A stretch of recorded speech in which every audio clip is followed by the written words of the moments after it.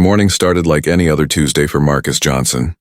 He woke up at 5:30, kissed his wife Diane goodbye, and headed to the construction site where he had worked for the past 20 years. Marcus was 45 years old, a strong man who took pride in his work. He had built houses, office buildings, and schools across the city. His hands were rough from years of hard labor, but his heart was gentle. He was a good father to his daughter Jasmine, who was 16 and dreamed of becoming a lawyer. At the construction site, Marcus and his crew were working on a new hospital wing. The irony would hit him later. They were installing steel beams on the 5th floor when the accident happened. Marcus was securing a beam when he heard a loud crack above him. He looked up just in time to see a section of scaffolding breaking loose. He tried to move, but there was nowhere to go. The metal structure came crashing down on him, striking his chest with terrible force. The pain was instant and overwhelming. Marcus fell to the ground, unable to breathe properly. His co-workers rushed to him, shouting for help. Someone called 911. Marcus lay on the concrete floor, staring at the sky, wondering if he was going to die.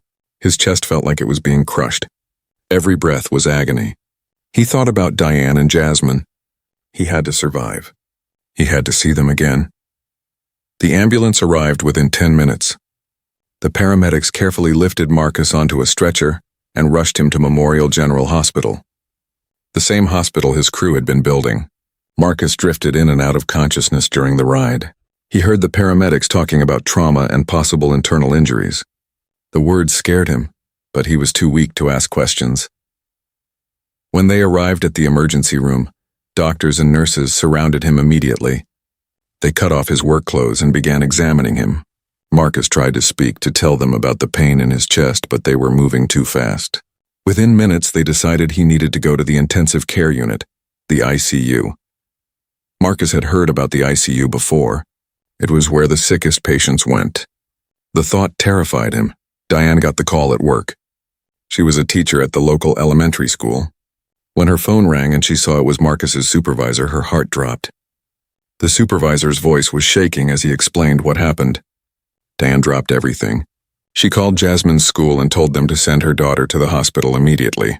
Then she drove as fast as she could, her hands gripping the steering wheel so tight her knuckles turned white. She arrived at Memorial General and ran to the information desk. The woman behind the desk seemed to move in slow motion as she looked up Marcus's information. Finally, she directed Diane to the ICU on the 4th floor. Diane took the elevator, counting every second. When the doors opened, she rushed to the nurse's station. A nurse with kind eyes looked up at her. "Are you family of Marcus Johnson?" she asked. Diane nodded, unable to speak. The nurse's expression softened. "He's stable right now. The doctor is with him. You can see him in a few minutes, and stable." The word should have comforted Diane, but it didn't. Stable didn't mean safe. Stable didn't mean her husband was okay. She sat down in the waiting area, her leg bouncing nervously. Other families sat around her, all wearing the same expression of worry and fear. Jasmine arrived 20 minutes later. She ran to her mother, and Diane held her tight. "What happened?" Jasmine asked, her voice breaking. Diane explained as much as she knew. They held hands and waited together. Finally, a nurse came to get them. She led them through a set of double doors into the ICU. The space was divided into individual rooms with glass walls. Machines beeped and hummed everywhere. The nurse stopped at room 7. "He's in here," she said gently. "He's awake, but in a lot of pain. Try not to upset him." Diane and Jasmine entered the room. Marcus lay in the hospital bed, connected to various machines. His face was pale and covered in sweat. Bruises were already forming on his chest and arms. When he saw his family, tears filled his eyes. Diane rushed to his side and carefully took his hand. "I'm here, baby," she whispered. "You're going to be okay." Marcus tried to smile but winced in pain. "It hurts," he managed to say. "It hurts so bad." Jasmine stood at the foot of the bed, crying quietly. She had never seen her father look so weak. Marcus had always been strong, always able to fix any problem. Now he couldn't even sit up without help. A man in a white coat entered the room. He was tall, in his early 50s, with graying hair and an expression that seemed permanently annoyed. He glanced at a clipboard in his hand before looking at Marcus.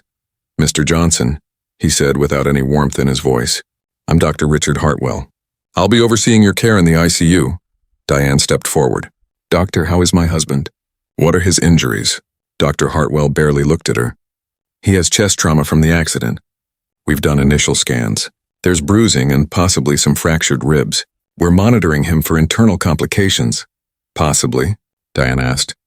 Don't you know for sure? Dr. Hartwell's jaw tightened. Medicine isn't always black and white, Mrs. Johnson. We'll know more as time goes on.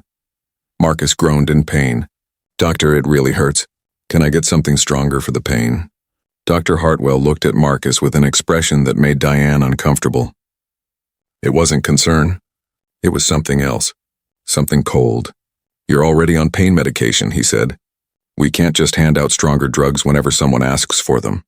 The way he said someone made Diane's skin prickle. There was an edge to his voice, a judgment that seemed to have nothing to do with medicine. But he's really suffering, Diane insisted. Can't you see that? I can see that he's had a traumatic injury, Dr. Hartwell said, his tone dismissive. Pain is normal. We need to be careful about medication. Some people tend to exaggerate their symptoms. Marcus looked at the doctor, confusion and hurt in his eyes. He had just been crushed by scaffolding. How could anyone think he was exaggerating? Dr. Hartwell made some notes on his clipboard and turned to leave. A nurse will check on you regularly. Try to rest, he said to Marcus, then walked out without another word. Diane stood there, stunned. The whole interaction had lasted less than 5 minutes. The doctor hadn't examined Marcus thoroughly. He hadn't explained what the test showed. He hadn't offered any comfort or reassurance. And that comment about people exaggerating their symptoms, what did he mean by that? A young nurse entered the room to check Marcus's vital signs. She was Asian, with a name tag that read Nurse Kim. She worked quietly, adjusting Marcus's IV and checking the monitors. Diane noticed how gentle she was, how her face showed genuine concern. Excuse me, Diane said softly. Is Dr. Hartwell usually like that? Nurse Kim glanced toward the door, then back at Diane. For a moment it looked like she wanted to say something.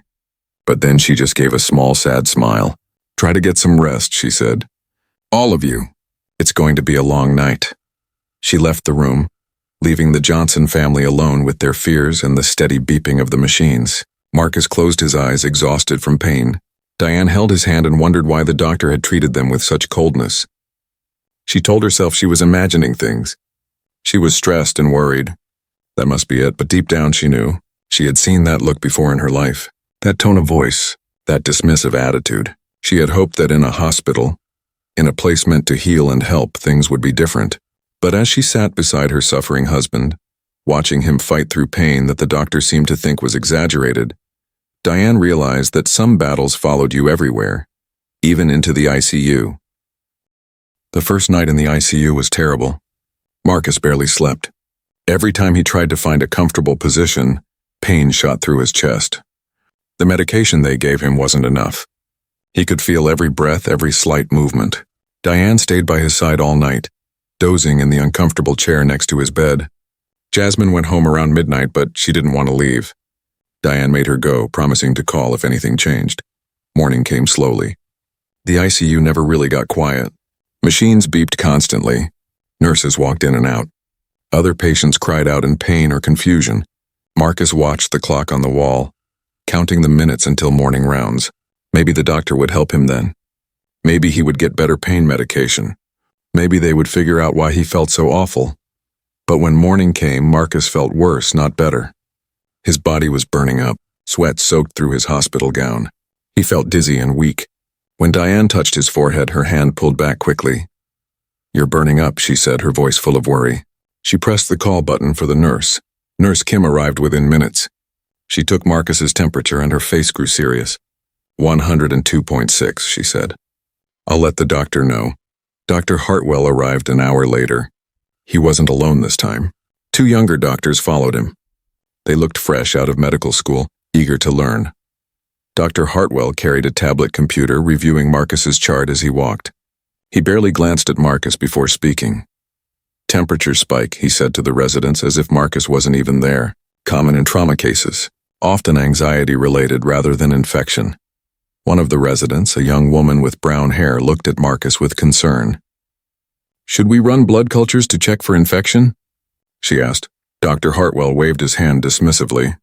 Not necessary at this point. Let's not waste resources on every little fever. Diane stepped forward. Every little fever? My husband's temperature is over 102, and he's in terrible pain. Something is wrong. Dr. Hartwell finally looked at Diane. His expression showed annoyance, not concern. Mrs. Johnson, I understand you're worried, but I've been practicing medicine for 15 years. I know how to assess a patient. Then assess him properly, Diane said, her voice firm. He needs help. Dr. Hartwell's eyes narrowed. He turned to his residents and lowered his voice, but not enough. Marcus and Diane could still hear him. This is what we deal with sometimes, he said. Patients who claim they worked in construction but were probably involved in other activities. They come in here expecting special treatment. The residents looked uncomfortable. The young woman glanced at Marcus, then quickly looked away. The other resident, a young man with glasses, shifted his weight from foot to foot. Marcus felt his face grow hot, and not from the fever. Other activities? What did that mean? He had worked honestly his whole life. He paid his taxes. He took care of his family. What was this doctor suggesting? Dr. Hartwell moved closer to Marcus's bed. He didn't touch him, didn't examine him. He just looked at him with cold eyes. Tell me, Mr. Johnson, on a scale of 1 to 10, how bad is your pain? 9, Marcus said through gritted teeth. Maybe 10. It's really bad, doctor, please. 9 or 10, Dr. Hartwell repeated, his tone dripping with doubt. Interesting. In my experience, people who are really in that much pain can barely speak, but you seem quite articulate to me. Diane couldn't believe what she was hearing. Are you saying my husband is lying about his pain? I'm saying that pain tolerance varies, Dr. Hartwell said. And some people have suspiciously low tolerance. These people always want the easy way out. Strong narcotics, disability claims, time off work. These people. The words hung in the air like poison. Marcus knew exactly what the doctor meant. He wasn't talking about construction workers. He wasn't talking about trauma patients. He was talking about black people. About Marcus. About people who looked like him. The young female resident looked like she wanted to say something. Her mouth opened slightly, but then she closed it again. She looked at the floor. The other resident did the same. They said nothing. They did nothing. Dr. Hartwell made some notes on his tablet. Continue current medication, he said to the residents. Monitor vital signs. We'll reassess in 24 hours. 24 hours. Diane's voice rose. My husband has a high fever and is in severe pain, and you want to wait 24 hours? I want to avoid over-medicating a patient who may be drug-seeking, Dr. Hartwell said bluntly. It's my professional judgment. Diane took a step toward the doctor. My husband has never used drugs in his life. He works hard. He takes care of his family. How dare you suggest I'm suggesting nothing? Dr. Hartwell interrupted. I'm making medical decisions based on my expertise and experience. If you're uncomfortable with my care, you're welcome to find another hospital. He can't be moved, Diane said, her voice breaking. He's in the ICU, Dr. Hartwell shrugged. Then I suggest you trust my judgment. He turned to his residents. Come along. We have other patients to see. The 3 doctors walked out of the room. The residents didn't look back. They followed Dr. Hartwell like obedient students, saying nothing about what they had just witnessed. Diane stood frozen, her hands shaking. She couldn't believe what had just happened. A doctor, a person who had sworn to help people, had just dismissed her husband's suffering, had suggested he was a drug addict or a liar, had refused to treat his fever or his pain adequately. Marcus lay in the bed, humiliated and in agony. He had never felt so helpless in his life. He had survived a terrible accident. He had been crushed by scaffolding and lived. But this doctor was making him feel like he deserved his suffering, like he was less than human.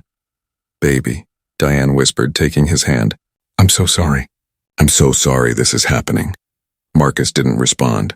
He couldn't. If he spoke, he would cry. And he didn't want to cry in front of that doctor or anyone else. He had his pride. It was all he had left right now.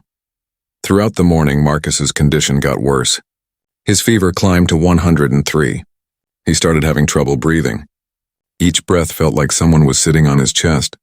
He tried to tell Nurse Kim when she came to check on him, but his voice was weak.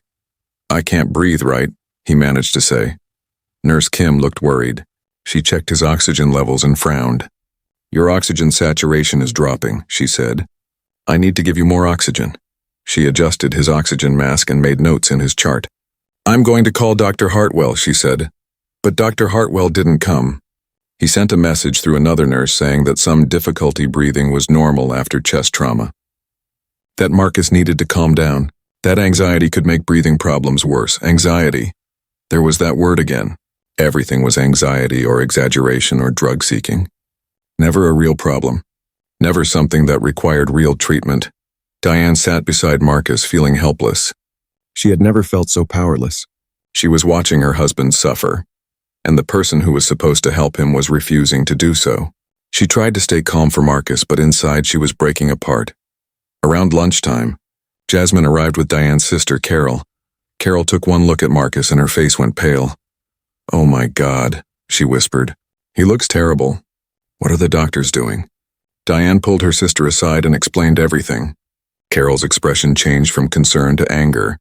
"That doctor said what?" Carol demanded. "Are you serious?" "That's racism, Diane, pure and simple." "I know," Diane said quietly. "But what can I do?" "He's the ICU doctor. Marcus needs care." "You need to complain," Carol insisted.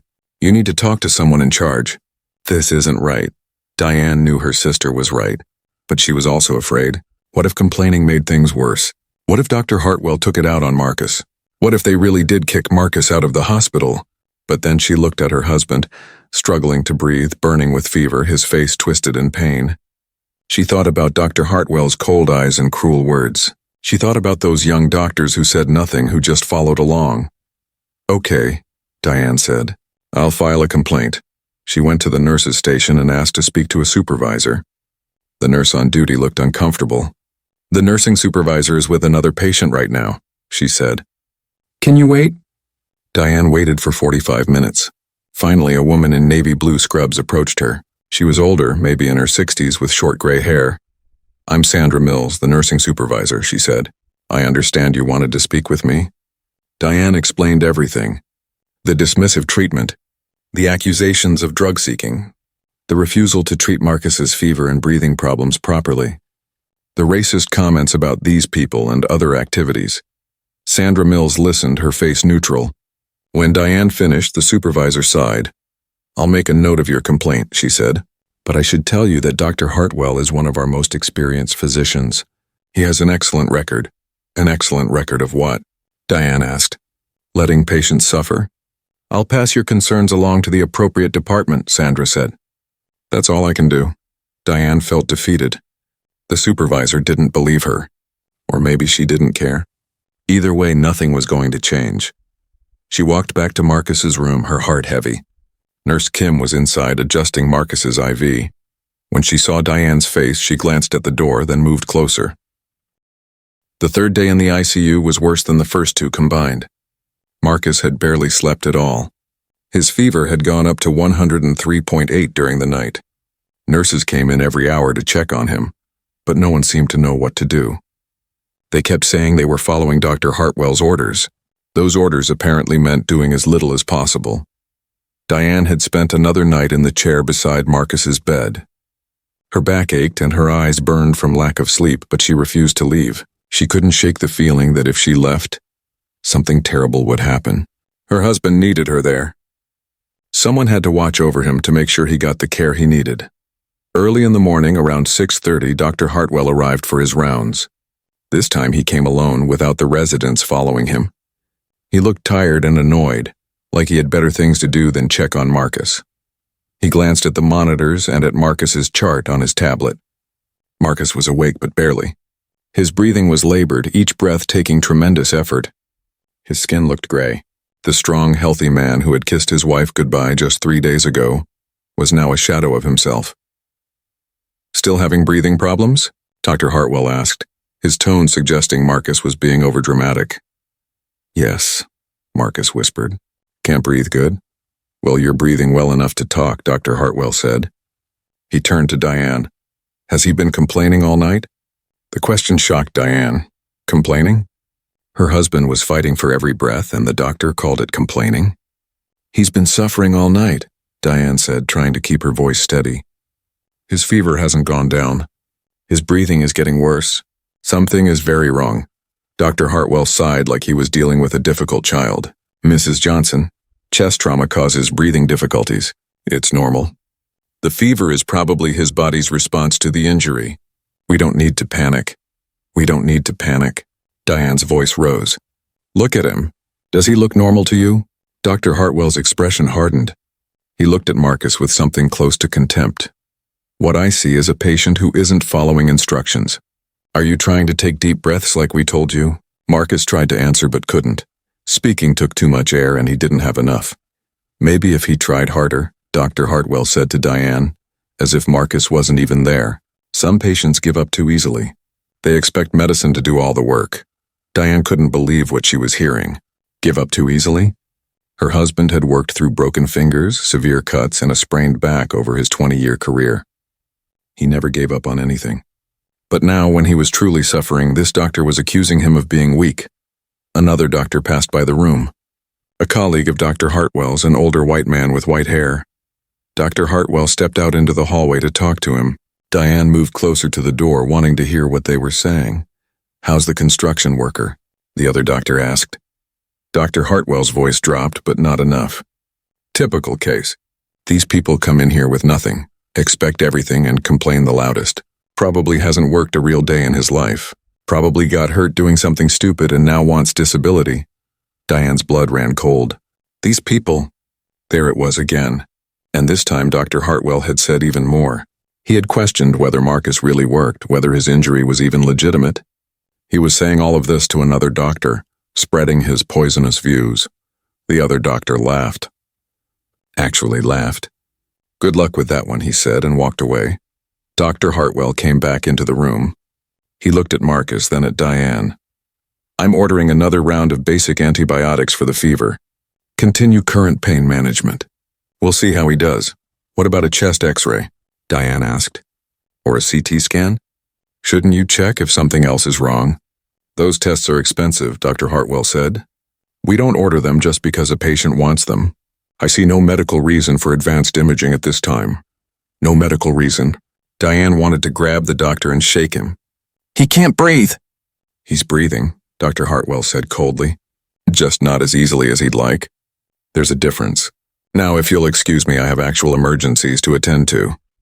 He left the room without examining Marcus, without touching him, without doing anything helpful at all. Diane stood there shaking with anger and fear. She looked at Marcus, who had heard everything. Tears rolled down his face. Not from physical pain, though that was terrible enough. From the humiliation.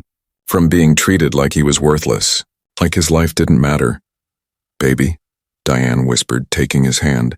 I'm going to fix this. I promise you. Someone is going to listen. Around mid-morning, another family arrived in the ICU, an older black couple, visiting their son who was in the room next to Marcus's. Diane had seen them the day before but hadn't spoken to them. Now, as they stood in the hallway, Diane heard the woman talking to her husband. That same doctor is treating Jerome, the woman said, and I don't like how he talks to us. It's like he thinks we're stupid. Diane stepped into the hallway. Excuse me, she said. Are you talking about Dr. Hartwell? The woman looked at Diane and nodded. You've noticed it too? More than noticed, Diane said. She told them about Dr. Hartwell's treatment of Marcus, about his comments, about his refusal to provide adequate care. The other woman's face filled with recognition and anger. He's doing the same thing to our son. Jerome has been asking for better pain medication for 2 days. Dr. Hartwell keeps saying he's drug-seeking, but Jerome has never used drugs. He's a school teacher. Her husband added, We tried to complain yesterday. They told us Dr. Hartwell is highly respected, made us feel like we were the problem. The three of them stood in the hallway, united by their shared experience of discrimination and helplessness. They weren't imagining things. This wasn't coincidence. Dr. Hartwell had a pattern. Back in Marcus's room, things continued to get worse. By noon, Marcus's lips had a bluish tint. His fingernails looked pale. These were signs of low oxygen, signs that his body wasn't getting what it needed to survive. Diane knew this from the medical shows she watched, but she didn't need television to tell her something was terribly wrong. She could see her husband dying in front of her. Nurse Kim came in to check Marcus's vital signs. When she saw his color, her face went pale. She checked the oxygen saturation monitor and her hand flew to her mouth. This is too low, she said. Way too low. He needs immediate attention. Then get him attention, Diane begged. Please, get another doctor. Anyone but Dr. Hartwell. Nurse Kim looked torn. I can't just go over his head. There are protocols. Dr. Hartwell is the attending physician. He has to approve any changes to treatment. He's going to let my husband die, Diane said, her voice breaking. Don't you see that? He doesn't care about Marcus. He's made that very clear. Nurse Kim looked at Marcus, then at the monitors, then back at Diane. Diane could see the struggle on her face. She was a good person, a caring nurse, but she was also afraid. Afraid of losing her job. Afraid of retaliation. Afraid of going against a powerful doctor. Jasmine arrived around 1 o'clock. When she saw her father, she started crying. Mom, he looks terrible. Why isn't anyone helping him? Diane pulled her daughter aside and explained everything. About Dr. Hartwell, about the racism, about the refusal to provide proper care. Jasmine was 16, but she understood. She had experienced racism herself at school, in stores, walking down the street. She knew what it looked like. We need to record this, Jasmine said suddenly. We need proof. Record what? Diane asked. The next time that doctor comes in and says something horrible, we need to record it. Otherwise, it's just our word against his. And they already don't believe you. Diane hesitated. It felt wrong somehow secretly recording a doctor. But then she thought about Marcus struggling to breathe, about Dr. Hartwell's cold eyes and cruel words, about all the other patients of color who might be suffering under his care.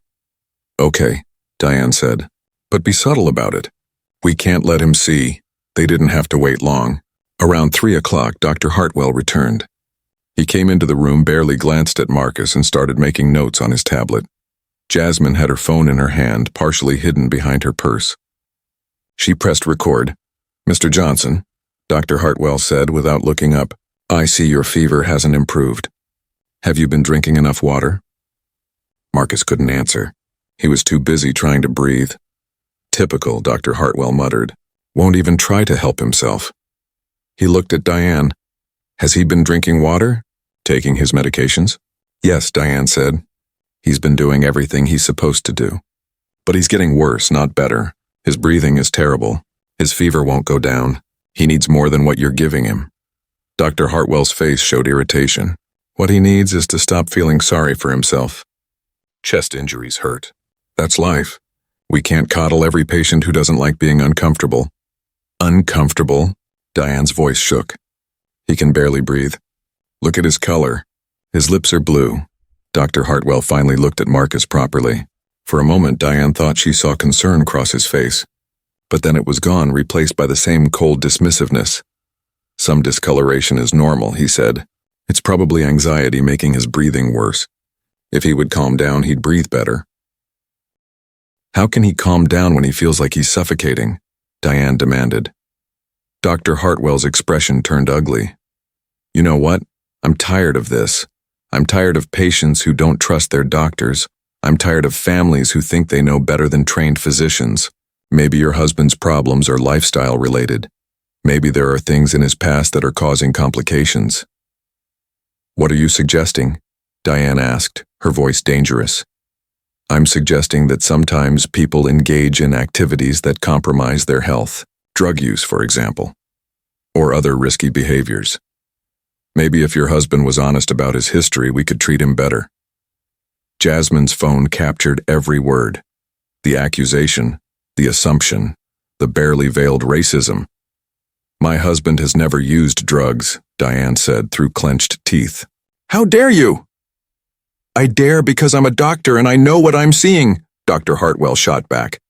Now, unless you want me to remove myself from his case completely and leave him with no doctor at all, I suggest you let me do my job. He turned and walked out. Jasmine stopped recording, her hands shaking.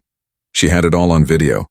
The dismissive attitude, the accusations, the refusal to provide proper care.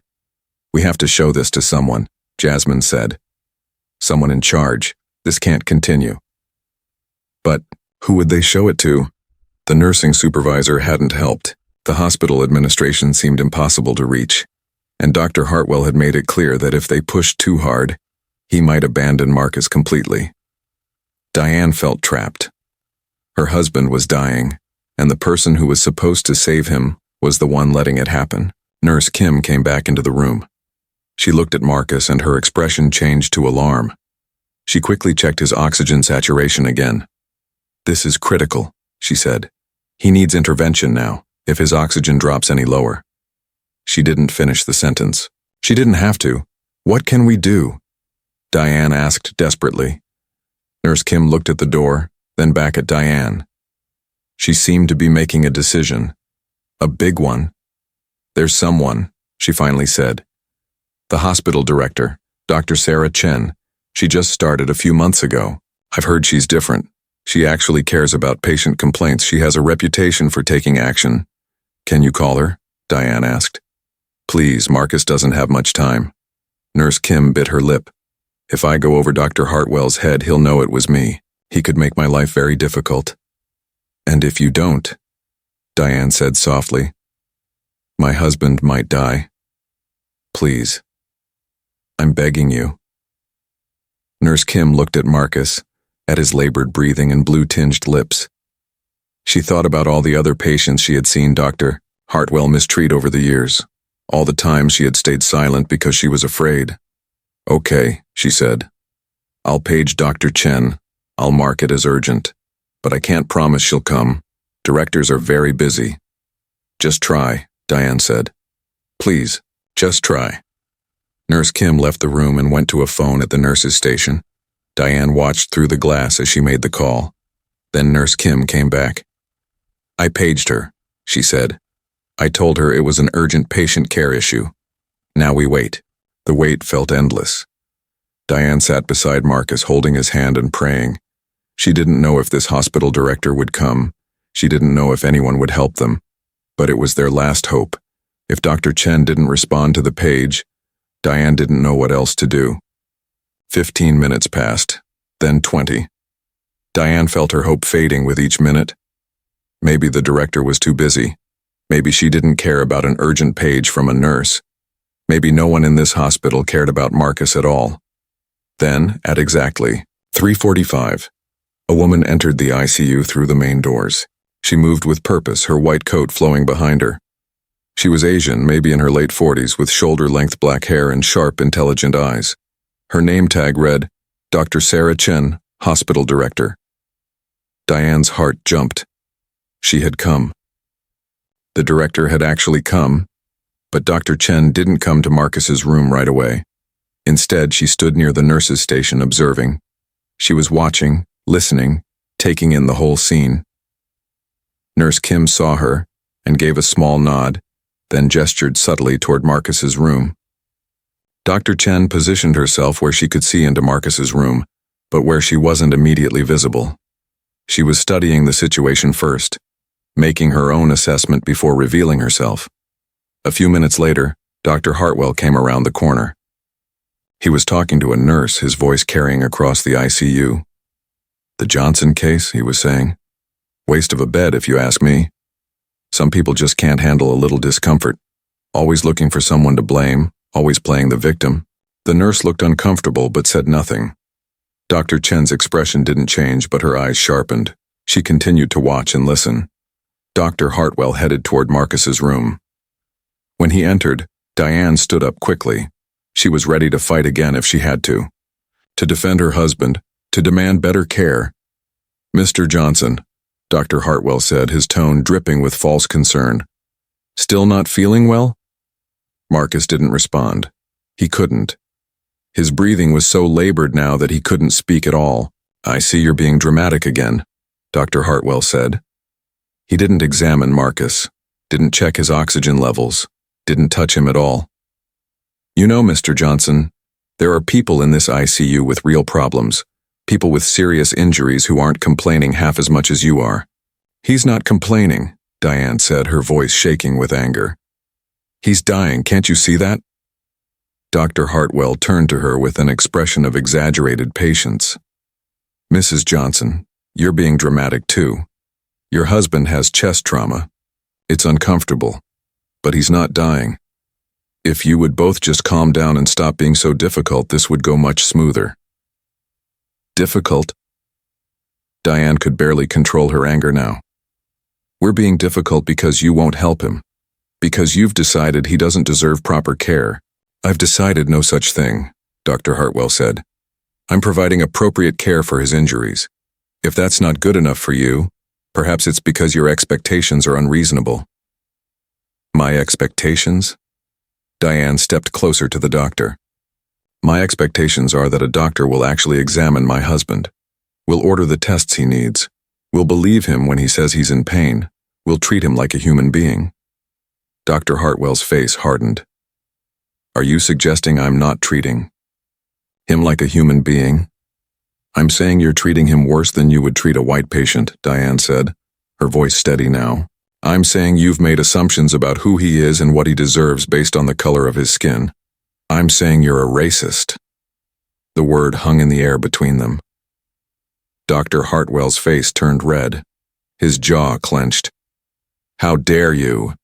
He said, his voice low and dangerous. I have treated thousands of patients of all backgrounds. I have never discriminated against anyone. You're throwing around serious accusations because you're upset and looking for someone to blame. I'm upset because my husband can't breathe, Diane shot back. I'm upset because you've called him a drug seeker, questioned his work history, accused him of exaggerating his pain, and refused to provide adequate care. And I heard you in the hallway talking to your colleague, saying these people like we're not even human, like we don't deserve the same care as everyone else. Dr. Hartwell's eyes went wide. He hadn't known anyone had heard that conversation. He looked genuinely shocked for a moment, but then his face closed off, becoming defensive. You misunderstood, he said. You took something out of context. This is exactly what I'm talking about. You're looking for racism where there is none. You're using your race as an excuse for your own unreasonable behavior. My unreasonable behavior? Diane was shaking now, but not with fear, with righteous anger. My husband came in here with a severe chest injury. You've provided minimal treatment. His fever has been high for 2 days. His breathing is getting worse. His lips are blue. And you've done nothing. Nothing. How is that out of context? Dr. Hartwell opened his mouth to respond, but then a voice came from the doorway. That's an excellent question. Both Diane and Dr. Hartwell turned. Dr. Sarah Chen stood in the doorway, her face calm, but her eyes like steel. Dr. Hartwell's expression changed immediately. He looked confused, then concerned. Dr. Chen, he said, I didn't realize you were here. Clearly, Dr. Chen said. She stepped into the room, her eyes sweeping over Marcus, taking in his color, his breathing, the monitors. Her face remained professional, but Diane could see the concern there. I heard there was an urgent patient care issue, Dr. Chen said. I came to assess the situation myself. Dr. Hartwell quickly tried to recover. Everything is under control, he said. Mr. Johnson has chest trauma from an accident. We're monitoring him closely. Are you? Dr. Chen asked. She moved to Marcus's bedside and looked at the monitors. Her eyes narrowed. His oxygen saturation is 78%. That's dangerously low. His temperature is 103.9. His respiratory rate is elevated. These are not signs of someone being monitored closely. I've been following appropriate protocols, Dr. Hartwell said, but his voice had lost some of its confidence. Protocols? Dr. Chen looked at him. What protocols recommend allowing a patient's oxygen saturation to drop into the 70s without intervention? He has anxiety, Dr. Hartwell said. Anxiety can cause breathing problems. I didn't want to overtreat anxiety, Dr. Chen repeated. She turned to Diane. Mrs. Johnson, how long has your husband been in this condition? Diane explained everything. The accident, the 3 days in the ICU, Dr. Hartwell's dismissive treatment, his comments about drug seeking and exaggeration, his refusal to order advanced tests, the conversation she had overheard in the hallway about these people. Dr. Chen listened without interrupting.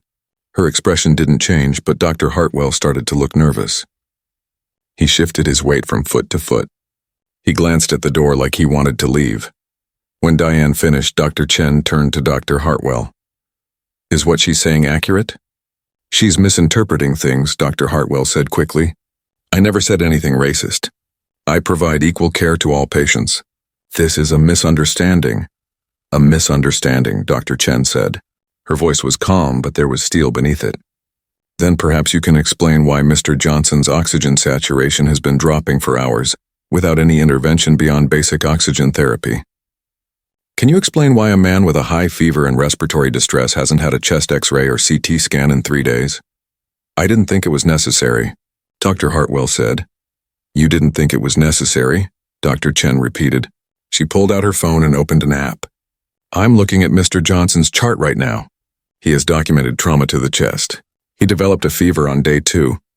His breathing has been declining steadily, and you ordered no advanced imaging, no blood cultures for possible infection, minimal pain management. Can you explain your medical reasoning for this approach? Dr. Hartwell stuttered. I thought he was exaggerating his symptoms. Some patients do that. They're looking for drugs or trying to get disability. Have to be careful about overtreating. Exaggerating, Dr. Chen said. And what led you to believe Mr. Johnson was exaggerating? What specific clinical signs indicated that rather than a genuine medical emergency? Dr. Hartwell couldn't answer. He looked at the floor, his face red. Dr. Chen stepped closer to him. Her voice remained calm and professional, but every word was sharp. Dr. Hartwell, I've been the director of this hospital for 3 months. In that time, I've heard your name come up several times, always in relation to complaints about discriminatory treatment. I didn't want to believe it. I wanted to give you the benefit of the doubt, but what I've witnessed here today, what I've heard you say, confirms my worst fears. Dr. Chen, I can explain. Dr. Hartwell started. No, Dr. Chen cut him off. You're done explaining. You're done treating Mr. Johnson. In fact, you're done treating anyone for the time being. As of this moment, you are suspended pending a full investigation into your conduct. Dr. Hartwell's face went pale. You can't do that. I'm a senior physician. I have rights.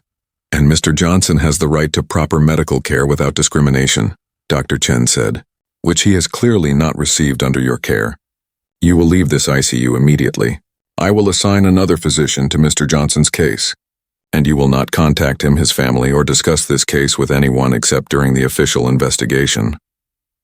This is ridiculous, Dr. Hartwell said, but his voice shook. I've been practicing medicine for 15 years. I've never had a serious complaint. That's not true, Dr. Chen said. I've reviewed your file.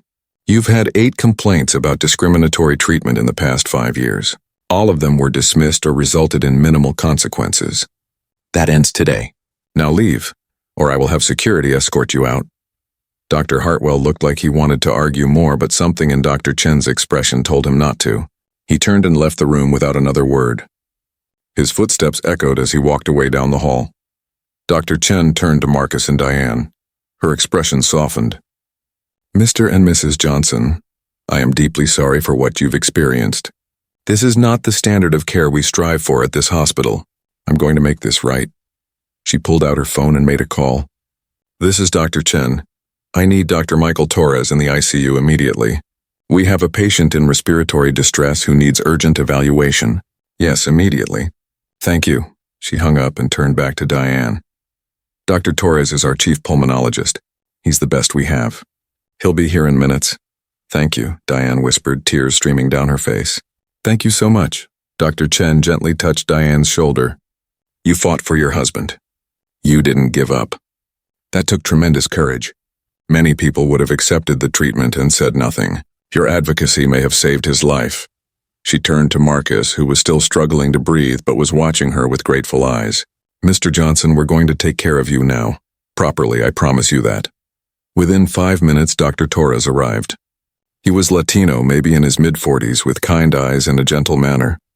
He immediately went to Marcus and began examining him. Really examining him. Listening to his lungs, checking his color, reviewing his vital signs. His face grew serious. This is bad, he said. Very bad. Dr. Chen, we need to get him to imaging immediately. I'm hearing fluid in his lungs and his oxygen saturation is critical. Do whatever you need to do, Dr. Chen said. Full authorization. Dr. Torres called for a portable X-ray machine. Within minutes, they had images of Marcus's chest. Dr. Torres studied them and his expression grew even more concerned. Dr. Chen, can I speak with you outside? He asked. The 2 doctors stepped into the hallway. Diane followed them, her heart pounding. Dr. Torres pulled up the X-ray images on a tablet.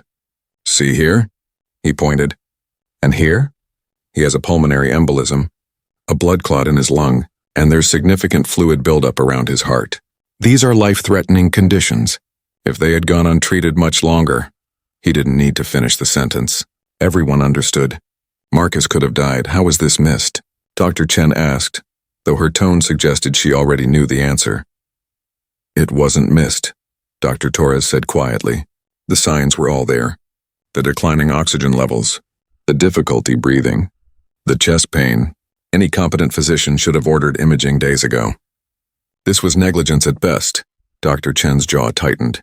She looked at Diane. Mrs. Johnson, I need you to know that what happened to your husband was completely unacceptable. Dr. Hartwell's failure to properly diagnose and treat him was not just poor medical judgment. It appears to be willful neglect. Diane felt her knees go weak. Willful neglect. Her husband had almost died because a doctor chose not to help him. Dr. Torres didn't waste any time. He immediately ordered emergency treatment for Marcus. The nurses brought medications to break up the blood clot in Marcus's lung.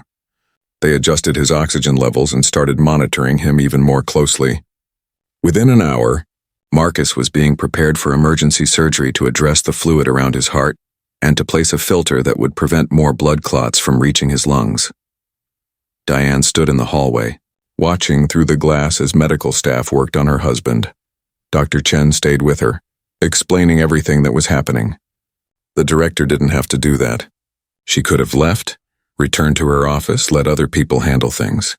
But she stayed. She wanted to make sure Marcus got the care he needed. She wanted to show Diane that someone in this hospital actually cared. He's going to surgery now, Dr. Torres said, coming out of Marcus's room. The good news is we caught this in time. If we had waited another 12 hours, maybe 24, the outcome would have been very different. But your husband is strong. His heart is strong. I believe he's going to make it. Diane felt tears of relief streaming down her face. Thank you, she said. Thank you so much. Dr. Torres smiled gently. Thank your daughter for recording that video. Thank Nurse Kim for being brave enough to page Dr. Chen. And thank yourself for not giving up.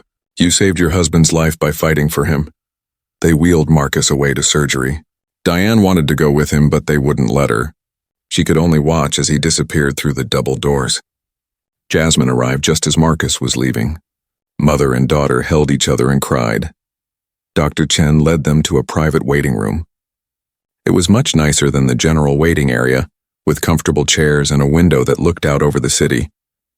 You can wait here, she said. I'll make sure you get updates during the surgery. Dr. Chen, Diane said, I need to know something. You said Dr. Hartwell had complaints before. 8 complaints. Why wasn't anything done? Dr. Chen sat down across from Diane and Jasmine. Her face was serious. That's a question I've been asking since I became director. The answer is complicated and disturbing. Dr. Hartwell is friends with several people in hospital administration. His complaints were investigated by his own department, not by an independent committee. Each time he was given the benefit of the doubt. The complaints were labeled as misunderstandings or personality conflicts. No real action was taken, so he just kept hurting people, Jasmine said, her voice angry, and nobody stopped him. Yes, Dr. Chen said simply. That's exactly what happened. And I take responsibility for not acting sooner. I knew there were problems. I should have investigated more thoroughly when I first became director. I failed your family and I failed other families before you. Diane was surprised by the director's honesty. Most people in positions of power made excuses. They blamed others. They hid behind rules and procedures. But Dr. Chen was admitting her own mistakes. What happens now? Diane asked. Will he be punished? Yes, Dr. Chen said firmly. Dr. Hartwell will be terminated from this hospital. I'm also reporting him to the State Medical Board. They will conduct their own investigation into his conduct. He may lose his medical license. At minimum, there will be a permanent mark on his record that will follow him wherever he goes. What about the other complaints? Diane asked. The other families he hurt? Dr. Chen pulled out her tablet. I've been reviewing all of his cases from the past 5 years. I've identified 3 other cases where patients of color received substandard care that led to complications. I'm contacting those families personally. They deserve to know what happened. And they deserve an apology from this hospital. 3 other families, Diane said quietly. How many people suffered because nobody stopped him? Too many, Dr. Chen said. And that's why I'm making major changes. Starting immediately, this hospital will have a new complaint system. It will be completely anonymous and will be reviewed by people outside the department. No more friends investigating friends. No more complaints being swept under the rug. She continued, her voice passionate now. I'm also implementing mandatory bias training for all staff. Not the kind where people just sit through a video and forget about it. Real training with real consequences for those who don't take it seriously. And I'm creating a patient advocate office specifically to handle complaints about discriminatory treatment. Jasmine spoke up. Can I ask you something, Dr. Chen? Of course. Why do you care so much? I mean, you're the director. You could have just sent someone else to handle this. Dr. Chen smiled sadly. Because I know what it's like. When I was a resident 20 years ago, I experienced discrimination too. Not because of race, but because I was a woman in a male-dominated field. Senior doctors dismissed my concerns. They questioned my competence. They made my life difficult because they didn't think women belonged in surgery. She looked at both of them. I know what it feels like to be treated as less than, to have your pain ignored, to have your voice silenced. I promised myself that if I ever had power in a hospital, I would use it to protect people who couldn't protect themselves. That's why I care. That's why I'm here. The surgery lasted 3 hours. Dr. Chen stayed with Diane and Jasmine the entire time. She brought them food and water. She answered their questions. She made phone calls to ensure that everything was going smoothly. She treated them like family, not like a problem to be managed. Finally, Dr. Torres came to the waiting room. He was still in his surgical scrubs. He looked tired but satisfied. The surgery went well, he said, and Diane nearly collapsed with relief. We removed the fluid from around his heart. We placed a filter to catch any more blood clots. His oxygen levels are already improving. He's going to need time to recover, but he should make a full recovery. Diane covered her face with her hands and sobbed. Jasmine hugged her mother tight. They had come so close to losing Marcus. So close to having his life end because of one man's hatred and neglect. Can we see him? Diane asked. Soon, Dr. Torres said. He's in recovery now. Give him another hour and then you can visit. But I should warn you, he'll be sleepy from the anesthesia. He probably won't remember much from today. That was okay. What mattered was that Marcus was alive, that he would recover, that he would come home to his family. Over the next 2 weeks, Dr. Chen was true to her word.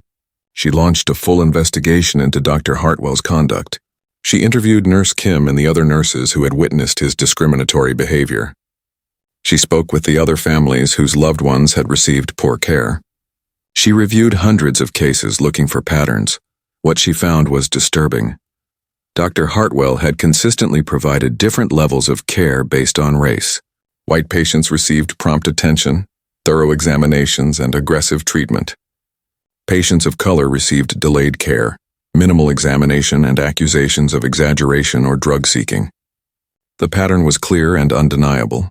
Dr. Chen also investigated why previous complaints had been ignored. She discovered that Dr. Hartwell's department chief, Dr. William Morrison, had been dismissing complaints for years. Dr. Morrison and Dr. Hartwell had been friends since medical school. They played golf together on weekends. Dr. Morrison had protected his friend instead of protecting patients. Dr. Morrison was demoted. He was removed from his position as department chief and required to undergo extensive bias training. Several other administrators, who had ignored complaints, faced consequences too. Dr. Chen was making it clear that the culture of protecting bad doctors was over. The investigation also revealed something even more troubling. 3 patients had died under Dr. Hartwell's care in the past 5 years. All 3 were people of color.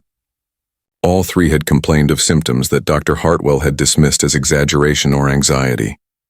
All 3 had conditions that could have been treated if caught earlier. The families of those 3 patients were devastated to learn this. They had trusted the hospital. They had believed their loved ones had received the best care possible. Now they learned that negligence and discrimination had played a role in those deaths. Dr. Chen met with each family personally. She apologized on behalf of the hospital. She explained what had happened and what was being done to prevent it from happening again. She couldn't bring their loved ones back, but she could acknowledge the truth and work for justice. The state medical board launched its own investigation into Dr. Hartwell. The evidence was overwhelming. The complaints. The discriminatory pattern The video Jasmine had recorded. The testimony from nurses and other staff. Dr. Hartwell's medical license was suspended pending a full hearing. Nurse Kim was promoted to a new position as a patient advocate. Her job was to help other nurses and staff feel safe reporting misconduct. She became a voice for those who were afraid to speak up. She made sure that what happened to Marcus wouldn't happen to others. The hospital created the Marcus Johnson Patient Equity Initiative. It was a comprehensive program designed to ensure fair treatment for all patients, regardless of race, ethnicity, or background.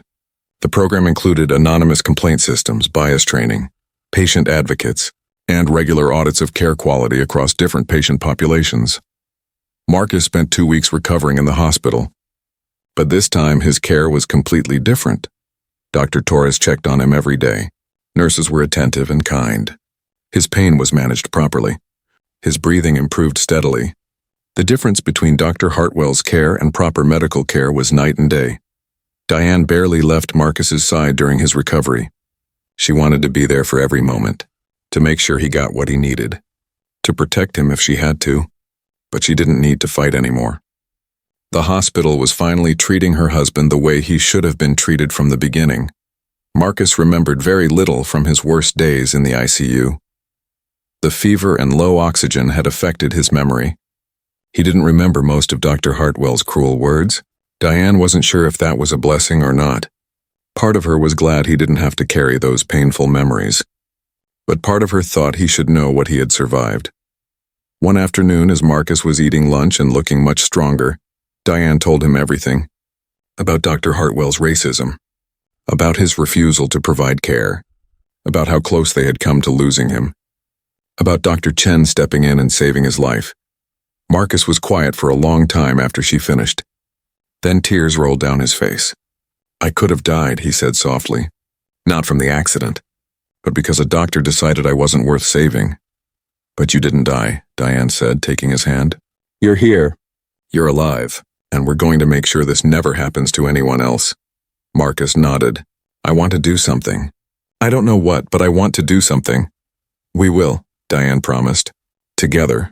We'll make sure people know what happened. We'll make sure other families don't have to go through what we went through." Dr. Chen visited Marcus several times during his recovery. She wanted to check on him personally. She wanted him to know that she cared about what happened to him. During one visit, Marcus asked her a question. "Why did he hate me so much? He didn't even know me. How could he decide I didn't deserve to live?" Dr. Chen sat down beside his bed. "Dr. Hartwell didn't hate you specifically. He hated what you represented to him. He had prejudices about black people, about who deserves care and who doesn't. Those prejudices were so deep that he couldn't see you as a person. He only saw his own biases. But he's a doctor," Marcus said. "Doctors are supposed to help people. All people. They're supposed to," Dr. Chen agreed. "But doctors are human. And some humans carry hatred in their hearts. That's why we need systems to catch those people, to stop them before they hurt others. That's what I'm trying to build here." "I hope it works," Marcus said. "I hope my suffering meant something." Marcus stood at the front with Dr. Chen. He had been asked to speak. He looked out at the gathered families, at the tears and the pain, and he felt the weight of responsibility.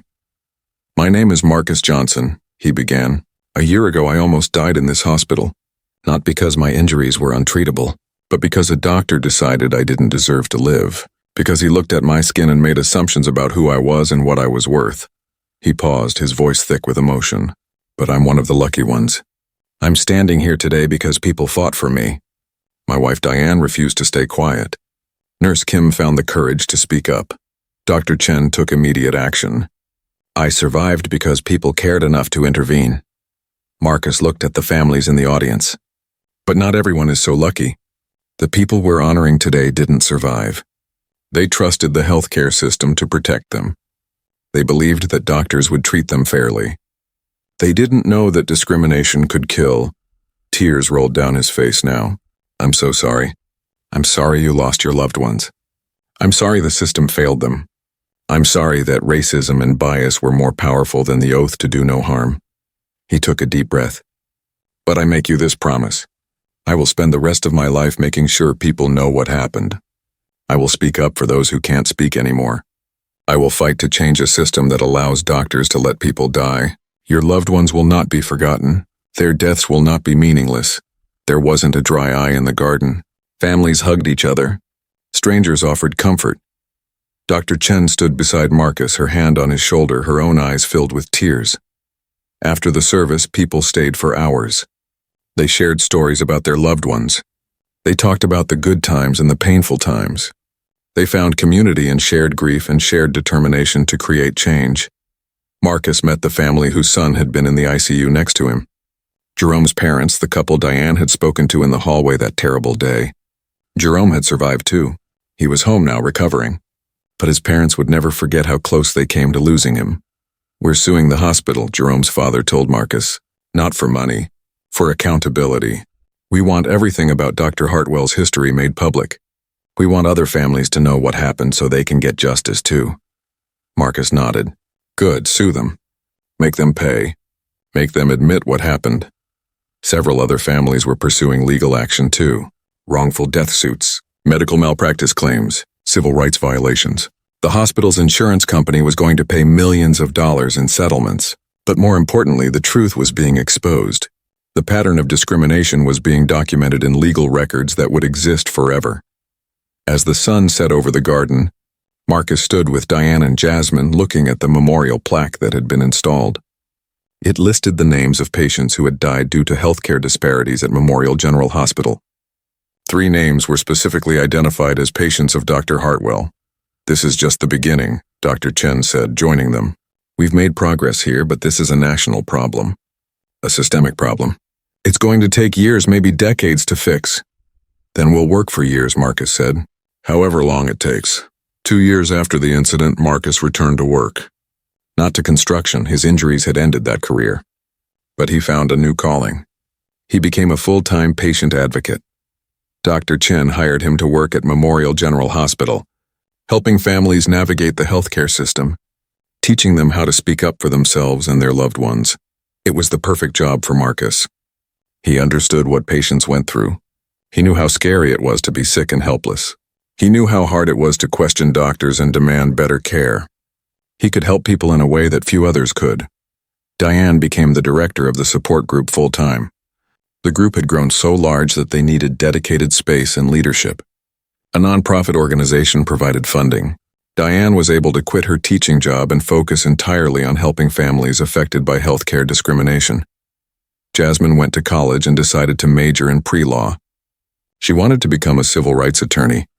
Focusing on healthcare discrimination cases, she had found her purpose in her family's trauma. She would use what happened to her father to help others get justice. Dr. Chen continued to lead Memorial General Hospital with integrity and courage. The Patient Equity Initiative became a model program that hospitals across the country studied and implemented. She wrote books about healthcare reform. She testified before Congress about the need for national standards to prevent discrimination in medical care. But she never forgot that it all started with one family who refused to stay quiet. One wife who fought for her husband. One daughter who recorded evidence. One nurse who paged the director. One patient who survived and decided to turn his trauma into change. On the 3rd anniversary of Marcus's accident, the Johnson family returned to Memorial General Hospital for a special ceremony. The hospital was dedicating a new wing to patient advocacy and equity. The building would house the offices for patient advocates, support services, and a training center for healthcare workers learning about bias and discrimination. The wing was named the Marcus Johnson Center for Healthcare Equity. Marcus stood in front of the building, looking up at the sign with his name on it. He thought about the man he had been 3 years ago. A construction worker, a father, a husband, a man who went to work one morning and nearly died because of one doctor's hatred. He thought about everything that had happened since. The pain and the trauma, but also the purpose and the progress. The lives saved because he had spoken up. The families helped because he had shared his story. The future doctors trained to be better because he had taught them. "Are you okay?" Diane asked, taking his hand. Marcus smiled. It was a real smile, full of hope and determination. "Yeah," he said. "I'm okay. Because what happened to me, the worst thing that ever happened to me, it meant something. It changed things. It saved lives." He looked at his wife and daughter. "That doctor tried to kill me. But he failed. Not only did I survive, but I used what he did to me to help others. That's the best revenge. Turning hate into healing. Turning trauma into transformation. Thank you, he whispered, though he wasn't sure who he was thanking. Maybe God, maybe fate, maybe all the people who had fought alongside him. Or maybe he was thanking himself for surviving, for speaking up, for turning the worst experience of his life into something that would outlive him, something that would protect people he would never meet, in hospitals across the country for generations to come. Dr. Chen joined him in front of the picture. You did this, she said. You and your family. You changed everything. Marcus shook his head. We all did this. You, Nurse Kim, Dr. Torres, everyone who spoke up. Change doesn't happen because of one person. It happens because people come together and decide that enough is enough. That's true, Dr. Chen agreed. But someone has to be first. Someone has to be brave enough to stand up when it's scary and uncertain. You were that person, Marcus. You and Diane and Jasmine. You were first. Marcus looked around the center at the hope it represented, at the lives it would save. He thought about all the patients who would never know his name, but would benefit from his courage. He thought about the families who would be spared the terror and trauma he had experienced, and he knew with absolute certainty that every moment of suffering had been worth it. Because from that suffering had grown something beautiful and powerful and life-saving. Healthcare discrimination still existed. The problem wasn't solved. There was still so much work to do. But today, right now, standing in this building surrounded by people who cared, who were committed to change, who refused to accept that discrimination was acceptable, today was a victory. And Marcus Johnson, construction worker, patient, advocate, survivor, was going to spend the rest of his life making sure that victory spread far beyond the walls of Memorial General Hospital. Because he had learned something important in that ICU bed, fighting for his life while a racist doctor refused to help him. He had learned that sometimes the people in power won't save you. Sometimes the system won't protect you. Sometimes you have to save yourself. But more importantly, he had learned that when you do save yourself, when you speak up and fight back and refuse to be silenced, you create a path for others to follow. You make it easier for the next person. You make the system a little bit better. You save lives that will never know your name. And that, Marcus thought as he cut the ribbon to officially open the center, was the best legacy anyone could hope for. Not fame. Not recognition. But change. Real, lasting, life-saving change. That was what he had given the world. And that was enough.